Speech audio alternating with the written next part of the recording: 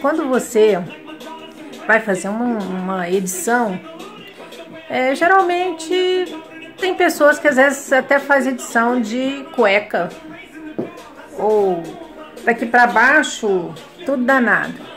Não, mas eu quero me sentir como se vocês estivessem aqui na minha casa.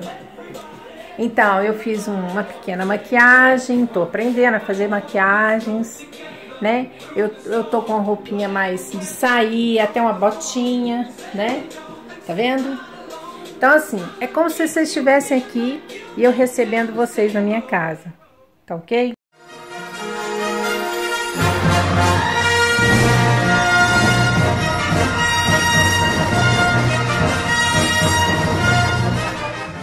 Né? E o primeiro que eu vou fazer edição, que é a primeira entrevista que eu fiz, foi a do James McSill, que é um cara fantástico. Ele ajuda as pessoas a construírem as suas histórias. Ele é um consultor literário. Então foi muito divertido a gente fazer essa entrevista, porque que eu barbeirei, né? Eu tive que parar a entrevista, mas no final deu tudo certo. Então eu queria que vocês conhecessem o James McSill. Ele é esse transformador e incentivador de histórias, sejam pessoas que queiram escrever um livro, que queiram fazer um site e colocar conteúdos lá, até mesmo, vocês vão descobrir aí, produções ligadas a games ou até mesmo a Hollywood. Então, James, ele é uma pessoa que ele por ano dá de 10 a 16 voltas ao mundo, ensinando as pessoas a transformarem as suas histórias de várias formas, de vários meios e a chegarem até as pessoas. Então, ele é incrível. Conheça um pouco mais sobre o James, então. A gente se vê por aí. E depois eu quero que vocês me ajudem aí.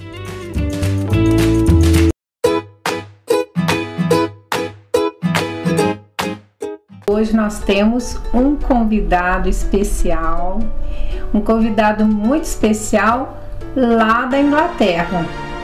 Agora, vocês não pensem que eu vou falar inglês, não. Graças a Deus, esse convidado fala português.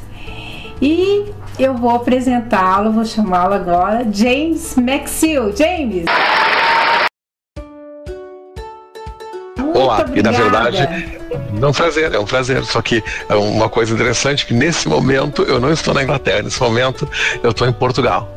Essa exatamente. Como então, as coisas da internet.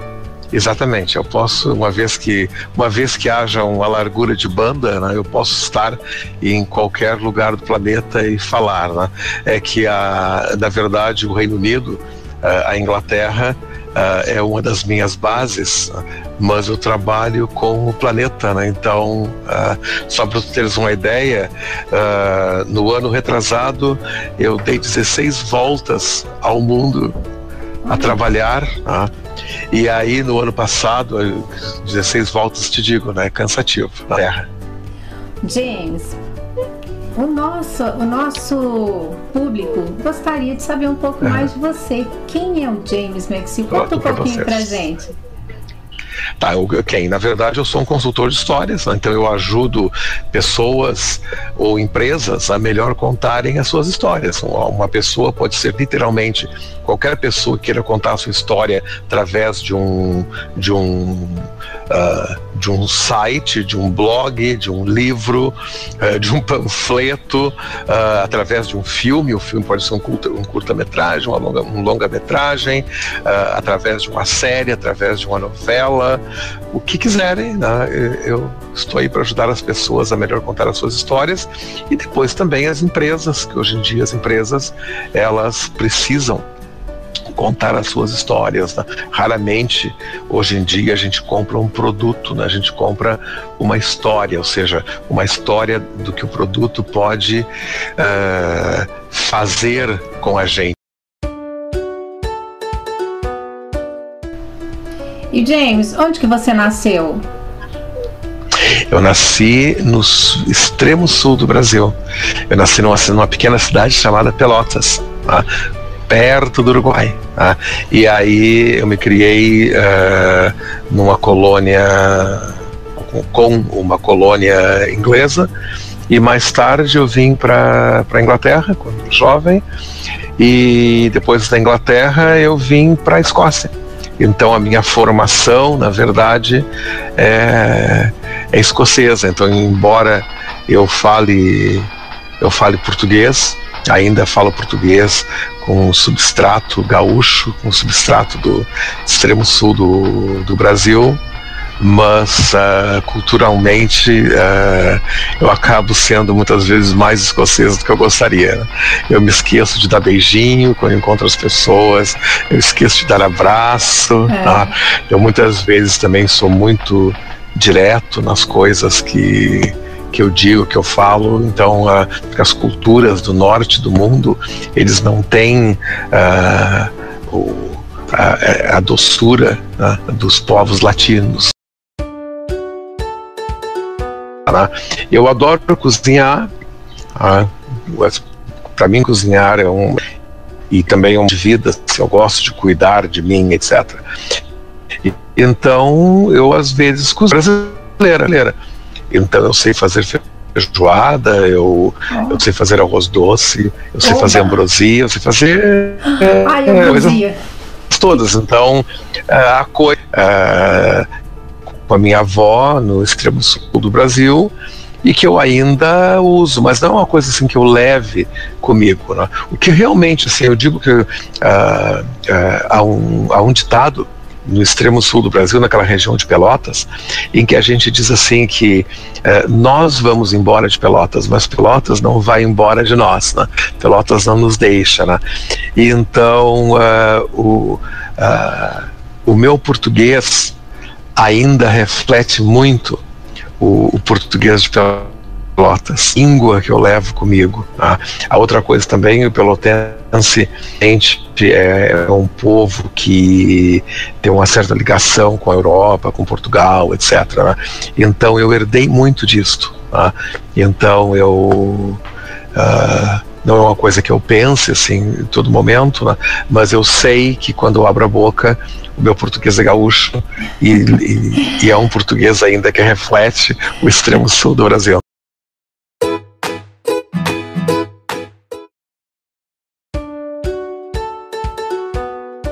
Em 2015, em maio, eu sofri um acidente que foi quase fatal, e um acidente gravíssimo.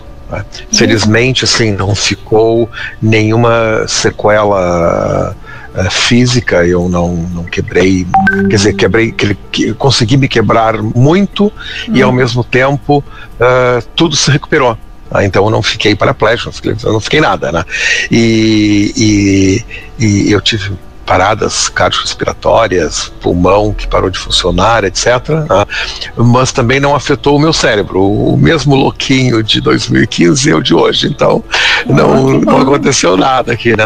Só que no processo de recuperação de um acidente, tu não podes te exercitar como tu te exercitavas antes, etc. Também por causa da minha idade, a gente acaba tendo problemas hormonais, etc., né? Então agora chegou a hora, porque o corpo tem que se recuperar bem antes de começar a fazer esse tipo de tratamento, né? Então, nos últimos meses, chegou a hora agora do fim do processo, né? Depois de 2 anos e tanto de recuperação, né? Em que está na hora da dieta, está na hora de fazer a recolocação dos hormônios, fazer tudo mais, né? E aí, então, se tudo correr bem, então eu tenho mais uma década ou 2 ainda pela frente. Como eu não sou uma pessoa religiosa, então eu não tenho assim, eu me onde assim, mitos religiosos de morrer e ir para outro mundo, etc. A gente não tem essas crenças, tá? Então se tem uma crença no legado, tá? Então para mim é muito importante assim, eu ter um propósito de vida, tá? Enquanto eu estiver vivo, logicamente, né, para poder ajudar as pessoas, poder dar um exemplo como empresário, como ser humano, o melhor exemplo que eu conseguir, tá? E cuidar para deixar um legado, tá?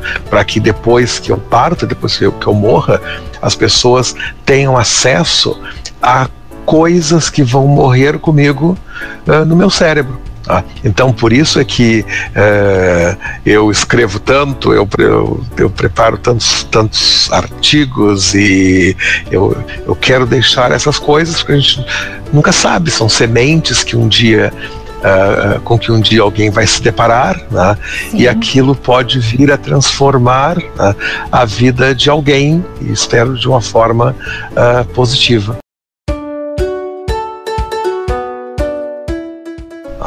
Então eu sempre fui louco por leitura. Eu não consigo lembrar uma época da minha vida em que eu não tenha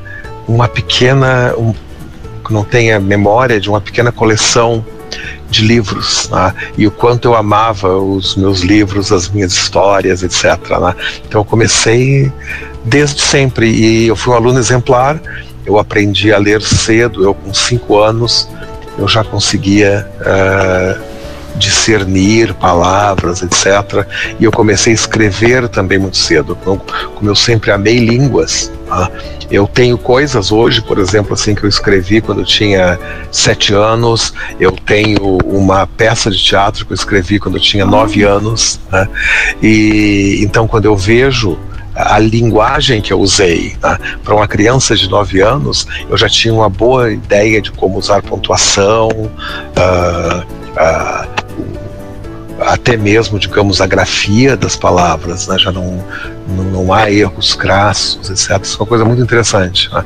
Eu gostava muito de teatro, eu gostava de escrever pro teatro, que eu fiz muito. Eu até os meus 21 anos, eu escrevi alguma coisa como 45 peças, que é uma produção imensa. Eu escrevi até 3 peças por ano, né? E dessas eu tive, logicamente no começo eram coisas amadoras, etc. Mas aí eu tive a sorte de que 3 delas conseguiram ser encenadas, e 2 delas conseguiram um certo sucesso, etc. Então aquilo me estimulou, tá? Então eu escrevi muito para teatro.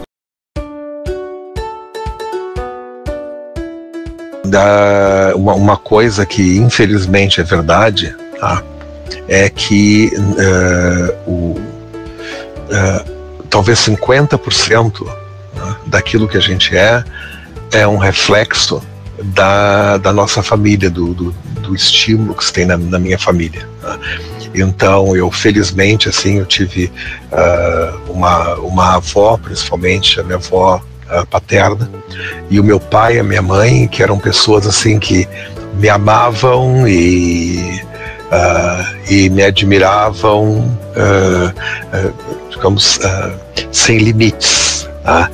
Então isso foi uma coisa assim realmente muito importante, porque eu consigo hoje, logicamente, na idade que eu estou, que era a idade que a minha avó tinha, né, quando eu era um menino de 5, 6 anos, né?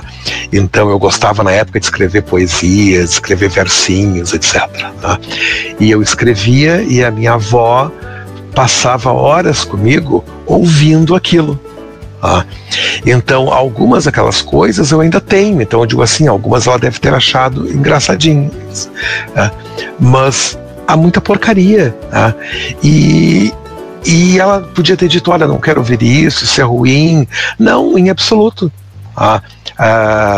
São pessoas assim que eu vi que elas amavam de tal forma, que eu tinha esse espaço, não é nem estímulo, mas é o espaço para para criar o espaço para mostrar, etc. Né? E pro meu pai e para minha mãe também era muito importante o fato de que eu ia bem na escola. Tá?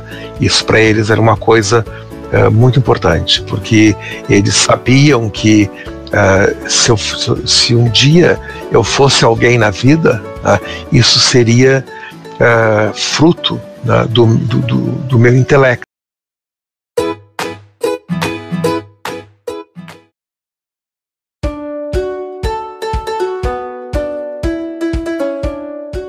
Mas foi muito lindo o fato de que quando o meu pai faleceu cedo, meu pai faleceu com a idade que eu tenho agora, né? Mas ele teve tempo de me ver no início da minha profissão.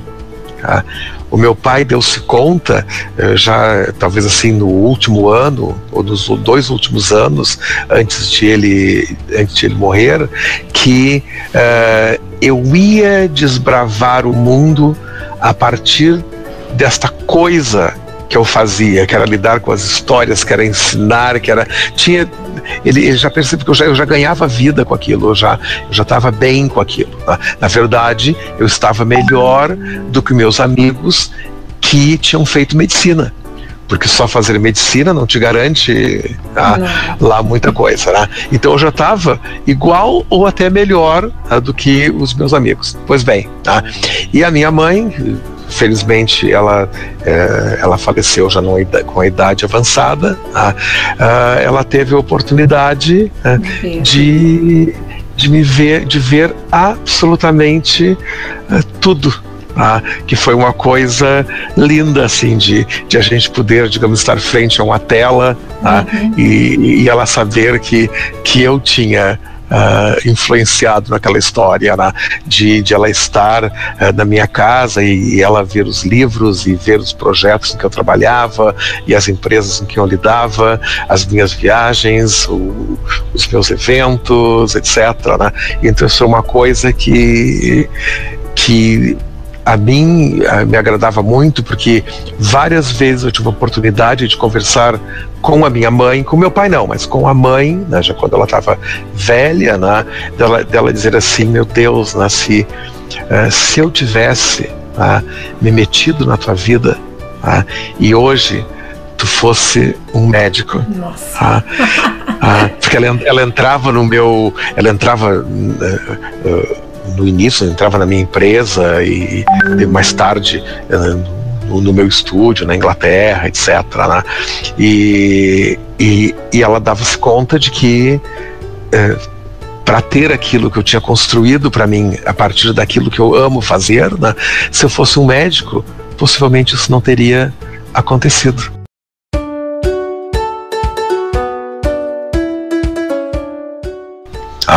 Eu sei que algumas pessoas dizem assim: eu vou dar umas aulas, vou lançar um curso de como se tornar um youtuber de sucesso. E a gente sabe que isso não é verdade. Nós não temos como fazer alguém se tornar um youtuber de sucesso. Eu posso, na verdade, treinar uma pessoa para ser um médico de sucesso, um arquiteto de sucesso, até mesmo um padre de sucesso. Mas o youtuber de sucesso não tem como. Porque tem o fator talento, o fator oportunidade, 1000 fatores, né, que entram nesse tipo de coisa. Agora, se a pessoa já se transformou num youtuber, então ela tem que pensar no que ela vai fazer para consolidar aquilo, para multiplicar aquilo. Porque tornar-se um youtuber de sucesso é como tu achares petróleo nas tuas terras. A primeira coisa que tem que estar ciente é que, embora o petróleo esteja a jorrar da tua terra em abundância hoje, juro para ti, não vai jorrar com a mesma abundância amanhã, que é o caso de um youtuber. Então tem que pensar assim: está a jorrar petróleo na minha terra, ótimo. Então, enquanto está a jorrar o petróleo, o que eu vou fazer com esse dinheiro, com essa terra, com esse petróleo, para diversificar. Então aí sim, eu vou aprender, digamos, a escrever. Alguns fazem isso. Eu trabalho com pessoas que vão escrever um livro. Então, não escrever um livro sobre as mensagens do YouTube, mas aprender a escrever mesmo. Vou escrever um romance. Então, aquele romance, ele aproveita o sucesso no YouTube para vender aquele romance. Então, enquanto um romance normalmente venderia 1.000 cópias, ele consegue vender 40 mil cópias, porque ele está visível na mídia naquele momento. Então significa assim que daqueles 40, digamos, se ele conseguiu R$3 de lucro por cada um dos livros, ele conseguiu R$120 mil. Então ele vai lá, ele vai guardar aquilo no banco. Então, se ele tiver 5 anos de sucesso como um youtuber, e ele conseguir guardar no banco porque ele escreveu, porque ele foi dar uma palestra, porque ele decidiu participar de uma peça de teatro, porque ele foi aprender a fazer outra coisa da vida, etc. E ele conseguiu, fora o dinheiro que ele ganhou como youtuber, mas ele guardou com essa diversificação, digamos, R$600 mil no banco. Se por mais, cálculo de cabeça, assim, uns 2, 3 anos, ele economizar 500 por mês, quando ele tiver uns R$700 mil no banco, ele poderia, se ele quiser se aposentar, com uma renda mensal de cerca de R$8 mil. Então, mesmo que o YouTube... Tá bom, não, maravilhoso, né? Então, mesmo que o YouTube passe a dar errado, não há problema algum, porque agora ele tem um sustento na vida. Por quê? Porque ele diversificou. Porque, do contrário, o ser youtuber é bem isso: descobrir petróleo no teu jardim. Jorra muito no começo, mas não vai jorrar para sempre.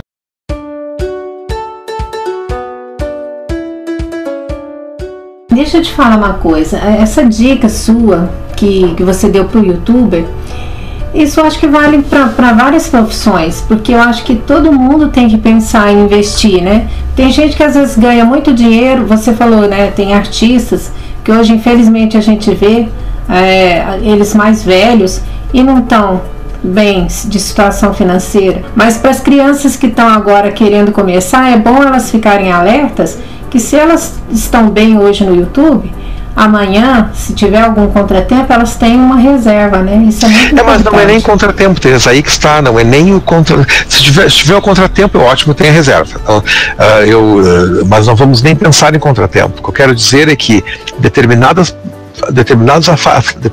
afazeres, tu não vais ficar muito tempo. É o caso de um atleta, de um youtuber, de um determinado artista, etc. Então, tu vês, por exemplo, assim, artistas de cinema, até mesmo de novela, né? Logicamente existem aqueles que envelhecem e morrem com aquele afazer, né? Mas conta o número de pessoas que estão naquela profissão, né? E quantos, né, conseguem ter uma velhice fazendo aquilo que sempre faziam. Basta fazer isso. É só tu ires a uma revista de televisão e veres, digamos, as novelas dos últimos 30 anos. Então, quem estava numa novela há 30 anos, que está vivo ainda, e se está na mesma emissora de TV ou se ainda está a fazer algum tipo de trabalho nesta área. E aí a gente vê, por exemplo, assim, se 200 pessoas estavam naquele campo de trabalho, hoje, daqueles 200, sobraram 4 ou 5 com sorte. Isso, bom demais. James, eu já quero agradecer demais você estar participando aqui com a gente, né? Você não me falou se você é torcedor do Brasil. Eu não sou torcedor de futebol, Teresa. Eu na verdade, perguntaram quantos dos jogos da Copa do Mundo eu não vi nenhum. Em absoluto. Eu tenho assim episódios muito engraçados de Copa do Mundo, para tu entenderes o meu interesse. É que certa vez eu acordei estava viajando E quando a gente viaja, o fuso horário deixa a cabeça meio estranha. E aí então eu havia trabalhado, cheguei ao hotel, peguei, a cidade tá quieta, etc.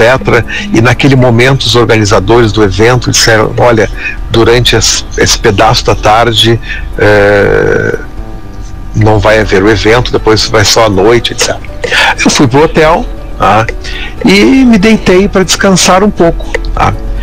Eu me acordei no meio de uma batalha, que era fogos, gritarias, Eu achei que era um ataque terrorista. Literalmente eu achei que era um ataque terrorista. Eu desci do meu quarto apavorado, porque eu liguei pro telefone da portaria, não atenderam. Eu disse, bom, é uma guerra lá fora. E aí, quando eu encontrei finalmente alguém da portaria, isso que aconteceu, o time tal acabou de fazer um golo, etc. Mas como assim, Sim, isso vai ver na Copa do Mundo, Eu não tinha a menor ideia de que era época de Copa do Mundo. Duas coisas, futebol e moda, não é comigo. Olha, muito obrigado, gratidão. Prazer. Por todas as oportunidades. Eu queria ficar mais tempo, mas eu sei que teu tempo é super corrido, que é super cronometrado, mas eu espero ter outras oportunidades da gente conversar mais. Sem dúvida. Tá perfeito. Gratidão. Então. E quem quiser falar diretamente comigo, também eu estou disponível. Se puserem meu nome no Google, vão achar uma maneira de se comunicar comigo.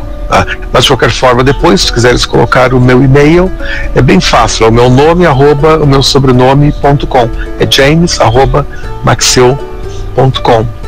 E aí manda um e-mail, ou eu, ou alguém no estúdio, pega o e-mail e a gente conversa a partir daí. Olha, muito bom, obrigada, beijos. Prazer. E a gente se vê. Beijos para vocês.